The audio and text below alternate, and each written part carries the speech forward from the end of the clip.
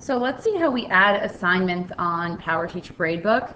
So once you're into your Gradebook, click on the tab that says Assignments. Okay, as you can see, there's nothing listed there as of right now. It's because we haven't added anything yet. So you just want to make sure the correct reporting term is selected. So I'm going to make sure we're in marking period 1 if that's what we're trying to add an assignment to. All the way down here, there's a little plus sign. Go ahead and click the plus. Okay, you're going to get this screen that pops up.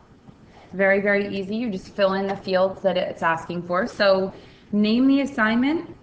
That's up to you, but keep in mind this is what the students and the parents will see. So I'm going to call this a fractions quiz.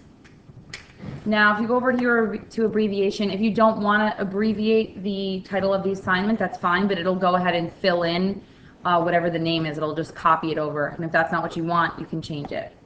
Then you have to tell PowerTeacher what category this assignment is, because it needs to know how to weight the assignment in the student's average.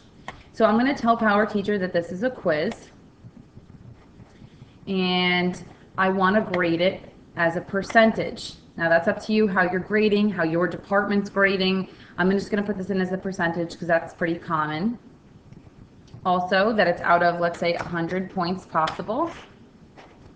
Now this is important here, putting extra points. If you plan to give extra credit, let's say you plan on giving 5 points maximum extra credit. So students have the possibility of getting 105 on this assignment. If you don't tell the computer here that 5 extra points are possible, then later on if you go to put 105 in, it won't accept it. So I'm going to put this back to 0, but that's where you would enter possible extra credit points. Here's where you would weight the assignment. Most of your assignments will probably be weighted as a single weight, but if you want them to count as double, say you want a double quiz grade or you want a double test grade, you want it to count twice the amount other assignments normally count, then you would just put a 2 here instead of a 1.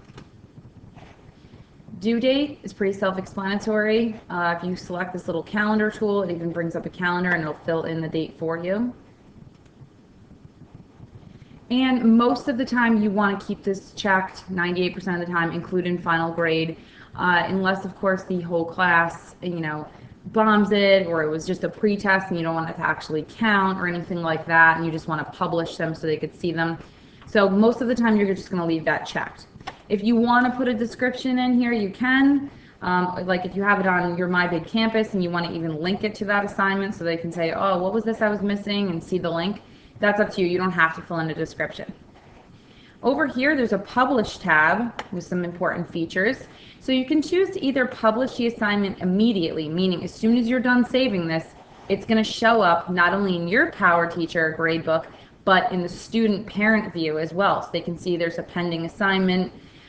So keep that in mind. If you're giving, a pop quiz, you may not want it to show up immediately. If you just collected a paper and you're not going to have it graded for a week and you don't want parents to keep asking you when the grade will be posted. So you may want to change these dates. For the most part, you'll probably be doing immediately, but you could also choose on a specific date, a certain amount of days before the due date or on the due date, or you could choose to never publish the assignment at all. It would just be for your own personal knowledge. So once you're done filling in that information, you click Save. And as we can see, the assignment now pops up here in Assignments. Now, if I go back to click on Score Sheet, you can see that now pops up in the score sheet. So it says Fractions Quiz here, due on 8/29/2013, and I would have to fill in a grade for each and every one of these students.